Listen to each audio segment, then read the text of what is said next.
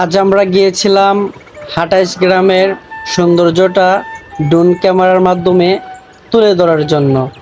আমরা যখন ২৮ গ্রামে গিয়েছি, যখন ড্রোন ক্যামেরাটা ২৮ গ্রামের উপরে তুলব, তখনই আমার ফোন থেকে এই ভিডিওটা সংগ্রহ করা।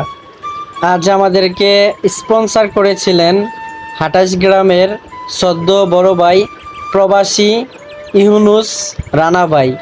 ইউনুস রানা ভাইয়ের মাধ্যমে আজ আমরা ড্রোন ক্যামেরা নিয়ে ২৮ গ্রামে কি কি আছে এবং কি ২৮ গ্রামটাকে ড্রোন ক্যামেরার সাহায্যে কিভাবে সুন্দর করে আপনাদের সবার সামনে তুলে নেওয়া যায়, ওইটা চেষ্টা করার জন্য আমরা আজ ২৮ গ্রামে গিয়েছিলাম।